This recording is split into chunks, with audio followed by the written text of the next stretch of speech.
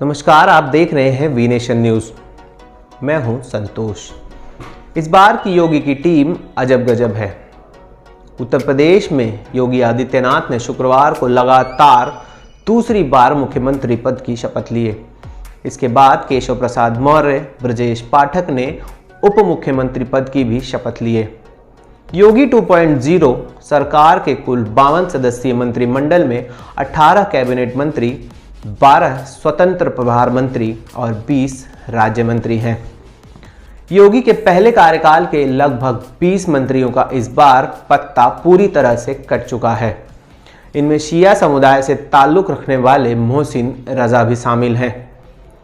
मोहसिन रजा की जगह 32 साल के दानिश आजाद अंसारी को राज्य मंत्री बनाया गया है।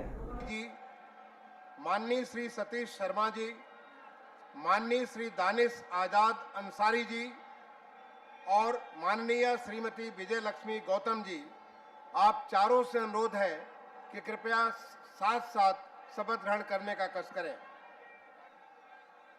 मैं रजनी तिवारी ईश्वर की शपथ लेती हूँ। मैं विधि द्वारा स्थापित भारत के संविधान के प्रति सच्ची श्रद्धा और निष्ठा रखूंगी। मैं भारत की प्रभुता और अखंडता अक्षुण्ण रखूंगी।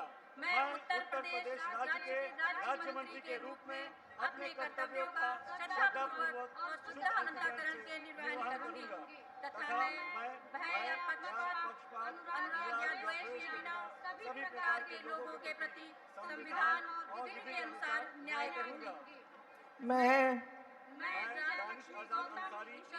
शपथ लेता हूँ कि जो विषय उत्तर प्रदेश के राज्य मंत्री के रूप में मेरे विचार के लिए लाया जाएगा अथवा मुझे ज्ञात होगा, उसे किसी व्यक्ति या व्यक्तियों को तब के सिवाय जब ऐसे राज्य मंत्री के रूप में अपने कर्तव्यों के सशक्त निर्वहन के लिए ऐसा करना अपेक्षित हो, मैं प्रत्यक्ष अथवा अप्रत्यक्ष रूप से संतुष्ट। दानिश ने न तो कोई चुनाव लड़ा है, न ही समिति के सदस्य हैं। दानिश अंसारी समाज से आते हैं। अंसारी बिरादरी के लोग खासकर बुनकर समाज से कहलाते हैं और पूर्वांचल उनका गढ़ माना जाता है। यूपी में मुस्लिमों में सबसे बड़ी आबादी अंसारियों की है। दानिश भी अंसारी ही हैं। पीएम मोदी भी पूर्वांचल का प्रतिनिधित्व करते हैं, इसीलिए दानिश को यह राज्य मंत्री पद दिया गया है। भाजपा को 2022 के चुनाव में मुस्लिमों के 8% वोट मिले थे, जो कांग्रेस और बहुजन समाज पार्टी को मिले मतों से भी ज़्यादा है। भाजपा की रणनीति इस वोट शेयर को 2024 के चुनाव में बढ़ाने की प्लानिंग है। इसलिए दानिश को मंत्री बनाकर भाजपा ने मुस्लिमों को इस वोट बैंक, खासकर ओबीसी वर्ग पर निशाना साधा है। अब बताते हैं कि दानिश को मोहसिन की जगह लाने की वजह आखिरकार क्या है। जब कई मंत्री रिपीट हुए तो मोहसिन रजा क्यों नहीं। दानिश अखिल भारतीय विद्यार्थी परिषद से भी जुड़े हैं।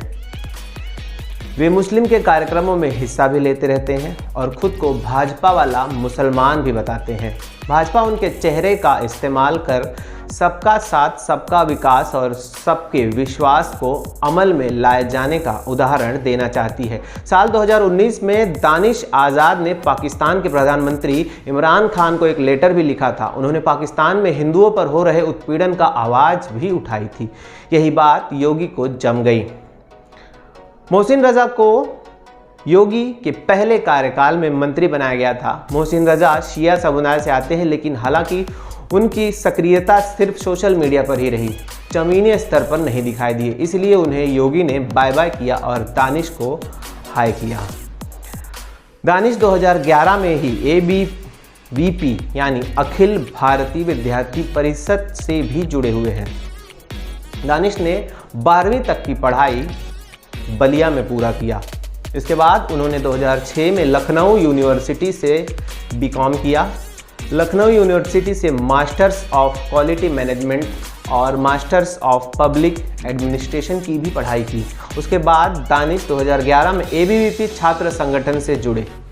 आप तो जानते ही हैं, छात्र संगठन में प्रवेश करना मतलब राजनीति के नर्सरी में प्रवेश लेने जैसा है। इसके बाद सच में दानिश की लॉटरी लग गई। समिति का सदस्य बनाया गया, फिर एक के बाद एक सीढ़ियां मिलती गई। विधानसभा चुनाव से ठीक पहले उन्हें भाजपा अल्पसंख्यक मोर्चा का महामंत्री भी बनाया गया। दानिश जुलाहा वर्ग से आते हैं। जुलाहा यानी जुलाहा हमारे उत्तर भारत में कहते हैं। भाजपा को 2022 के चुनाव में मुस्लिमों के 8% वोट मिले थे, जो कांग्रेस और बसपा को मिले मतों से भी ज़्यादा हैं। इसमें भी दानिश की अच्छी खासी मेहनत थी। हो भी क्यों ना, दानिश आखिर भाजपा वाले नेता जो बन चुके हैं। बताते हैं दानिश की पढ़ाई कहाँ से हुई। दानिश की हाई स्कूल तक की पढ़ाई गांव में ही हुई है। दानिश बलिया के अपायल गांव में रहते हैं।